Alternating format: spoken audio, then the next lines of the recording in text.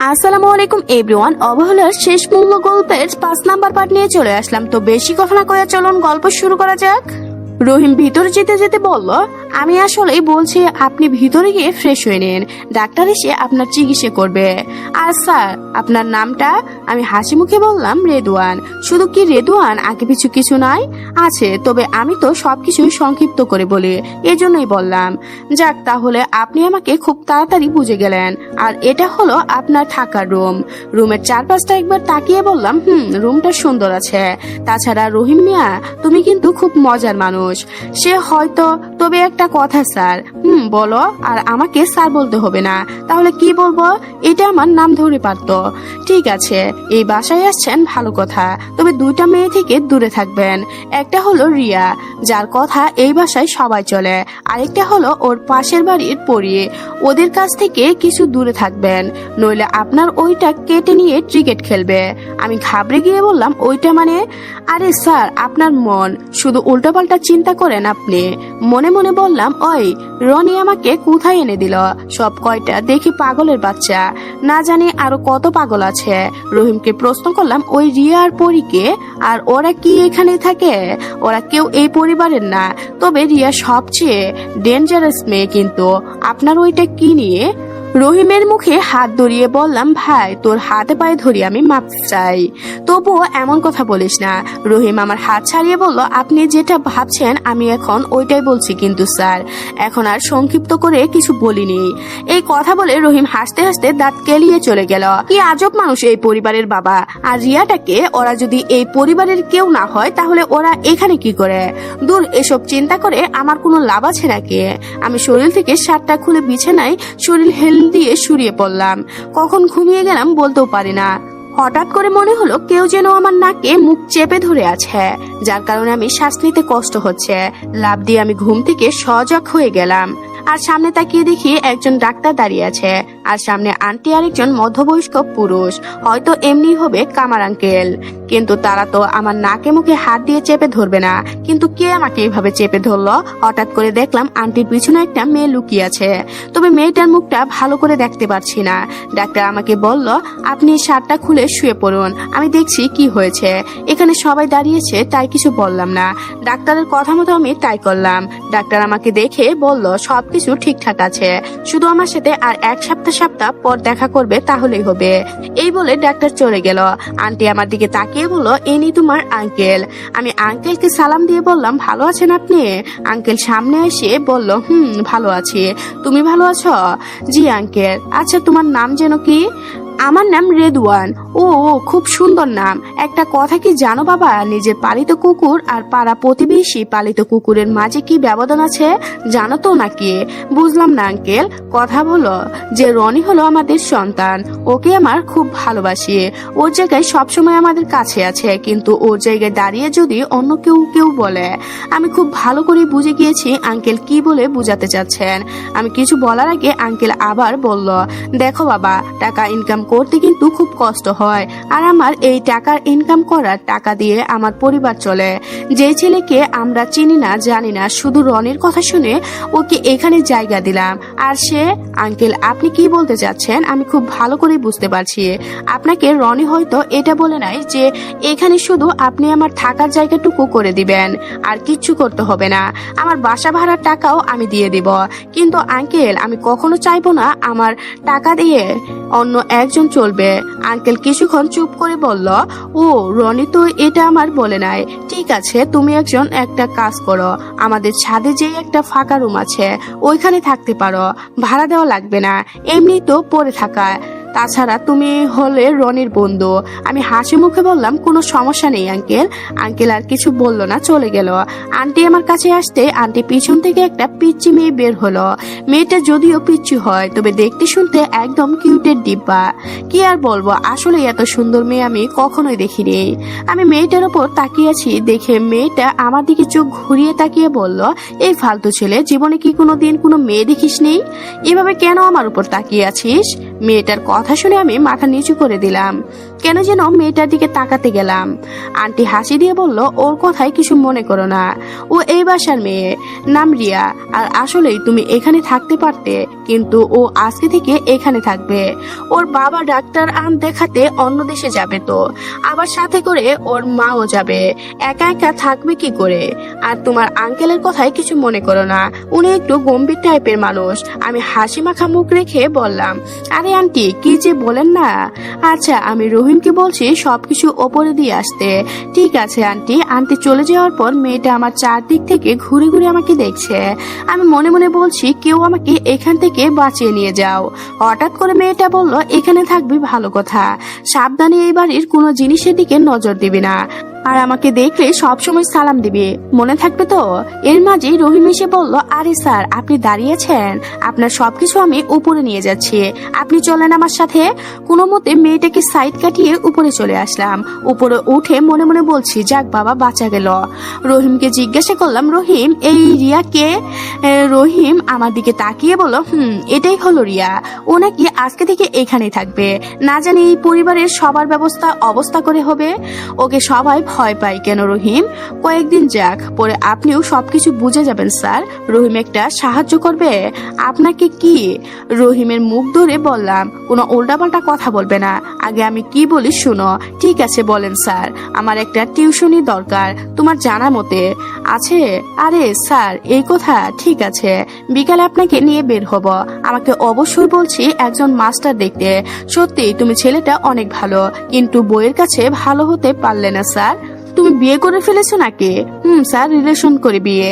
আচ্ছা আমার এখন সময় হয়ে যাচ্ছে, 5টার পর আপনাকে নিয়ে বের হব, রেডি থাকবেন ঠিক আছে? আচ্ছা ঠিক আছে। এই কথা বলে রহিম চলে গেল। আমি রনির কথা কি সুন্দর করে বিশ্বাস করছিলাম। ও বলেছে দেখে এখানে আসছে, আর ওকে আমি 200 দেই কেন?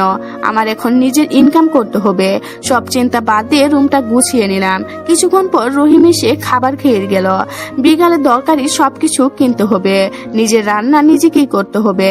বিকালে রুমে বসে আছি, হঠাৎ কে জানি বলল, ওই ছেলে বাহিরে আয়, তোর সাথে কথা আছে। আমি দরজা খুলে বের হয়ে দেখি রিয়া দাঁড়িয়ে আছে। বুঝলাম না এই পিচ্চি মেয়েটা আমার পিছনে কেন পড়ে আছে। অবশ্যই প্রেম করলে করাই যায়, মেয়েটা সুন্দর আছে বলতে হবে। দূর, আমি এসব কি চিন্তা করছি। ভালো করে ছাদে তাকিয়ে দেখি অনেকগুলা মেয়ে দাঁড়িয়ে আছে, হয়তো রিয়ার বান্ধবী। একটা মেয়ে তো আমাকে দেখে বলল, রিয়া তোর মাথা খারাপ হয়ে গিয়েছে, ইনু তো আমাদের বড় ভাই হবেন। রিয়া আমার দিকে তাকিয়ে বলল, তোর কি হয়েছে? এই বাসায় থাকতে হলে আমার অনুমতি নিয়ে থাকতে হবে। কোথা থেকে উড়ে এসে জুড়ে বসে গেল, আর তাতে আমার মনে করব ও আমাদের ঘরের ছেলে। আমি এবার রিয়ার দিকে তাকিয়ে বললাম, কিছু বলবে পিচ্চি? রিয়া তোর আগে চোখ মুখ লাল করে আমার গালে ঠাস ঠাস করে 2টা চড় লাগিয়ে দিয়ে বলল, আমাকে তোর কি দেখে তোর পিচ্চি মনে হয়? আমি গালে হাত দিয়ে বোকার মতো রিয়ার দিকে তাকিয়ে আছি। রিয়া এতগুলা মেয়ের সামনে আমার গালে এভাবে চড় দিবে আমার এটা জানা ছিল না। মেয়েগুলা হঠাৎ করে বলল, রিয়া উনাকে চড় দেওয়া কি? রিয়া ওদের উল্টা ধমক দিয়ে বলল, আমাদের বাড়িতে থাকবে, আমার বাড়িতে খাবে, আবার আমাকে বলবি পিচ্চি? ওর সাহস তো কম না। আমাকে তোর কোন দিক দিয়ে পিচ্চি মনে হয় রে? আমি শুধু মাথা নিচু করে দাঁড়িয়ে আছি।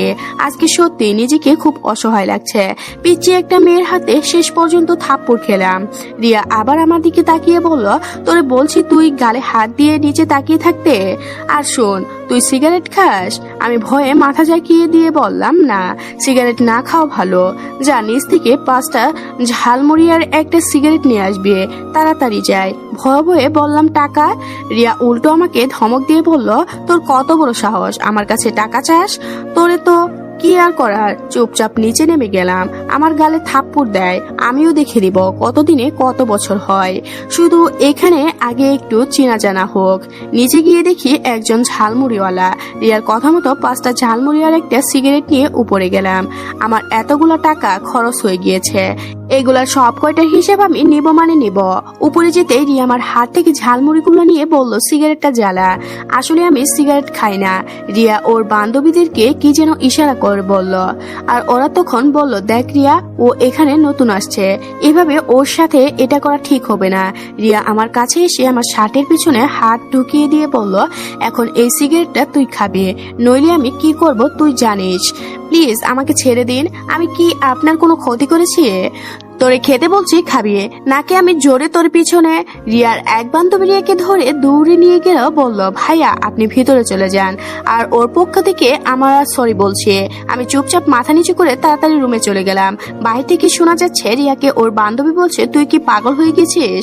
ও আমাদের কত সিনিয়র তুই জানিস? বেচারি আজকে মাত্র এখানে আসছে আর তুই? রিয়া যখন বলল তোরা কোনো কথা বলবি না, এই ছেলে কি উদ্দেশ্য নিয়ে এখানে আসছে আমি ভালো করে জানি। যে চাচা আমার চাচি রনিকে এই বাসায় থাকতে বলছিল আর বলছে ওর নামে অর্ধেক জমি দিয়ে দিবে, কিন্তু ও সব রাজি না হয়ে চলে গেল। আর এতদিন পর ওর লোভ সামলাতে না পেরে ওর বন্ধুকে এখানে পাঠিয়ে দিবে। আমিও দেখবো ও কিভাবে আমাদের পরিবারের সাথে ভালো সম্পর্ক করে। এতক্ষণে আমি সব হিসাব বুঝলাম। এই পিচ্ছি একটা মেয়ের ভিতরে যে এত কিছু আছে এটা আমার জানাই নেই। দেখা যাক কি হয়। এখানে আসলাম সবকিছু সমাধান করার জন্য, আর ওরা আমাকে মনে করে কি? হাই রে দুনিয়ার মানুষ। বিকালে রহিম এসে বলল, স্যার চলেন আপনি দেখি আপনার জন্য কিছু করতে পারি কিনা। ওরা তোকে বোকা দিবে না রহিম। এখন আমার ছুটি হয়ে গিয়েছে, চলেন। রহিমের সাথে বাসা থেকে বের হয়ে হাঁটতে লাগলাম। হঠাৎ করে রহিম বলল, স্যার মন খারাপ করেন নাকি? আরে কি যে বলো রহিম, আমাকে একটু বাজারে যেতে হবে, একটা মোবাইল আর কিছু দরকারি জিনিসপাতি কিনতে হবে। যেতে পারি এক শর্তে, আমাকে কিন্তু বগার খাওয়াতে হবে। তোমার ইচ্ছা মতো খাবে, বিল আমি ঠিক দিয়ে দেব। আচ্ছা চলেন স্যার। হঠাৎ রহিম একটা বাড়ির সামনে গিয়ে বলল, আপনি এখানে একটু দাঁড়ান, আমি ভিতরে কথা বলে দেখি। ঠিক আছে যাও। আমাকে দাঁড় করিয়ে রহিম ভিতরে চলে গেল। কিছুক্ষণ ফিরে এসে, স্যার ভিতরে চলেন, আন্টি আপনাকে ডাকছে। রহিমের কথা শুনে আমি রহিমের সাথে ভিতরে গেলাম। ভিতরে যেতে আন্টির সাথে পরিচিত হলাম। আন্টি আমাকে ভালো মন্দ জিজ্ঞাসা করে পড়াশোনার বিষয়ে বলল।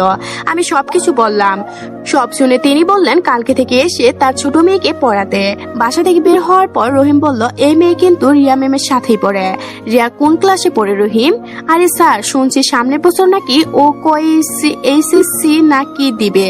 এটাকে এসএসসি বলে রহিম। ও ওটাই একই হলো। আচ্ছা এখন কোনো কথা না বলো, চলে তো, বেশি দেরি করা যাবে না। আর আশেপাশে কি কোনো কলেজ আছে ভালো? আপনি খুঁজে দেখেন। সবকিছু আমি বললেই কি হবে? তুমি রিয়া তো ভালোই মজা করতে পারো। রহিমকে নিয়ে বাজারে গিয়ে দরকারি সব জিনিসপত্র কিনলাম। বাসার কাছাকাছি আসতে দেখি বাসার সামনে দুটো মেয়ে বসে আছে, হয়তো আড্ডা দিচ্ছে।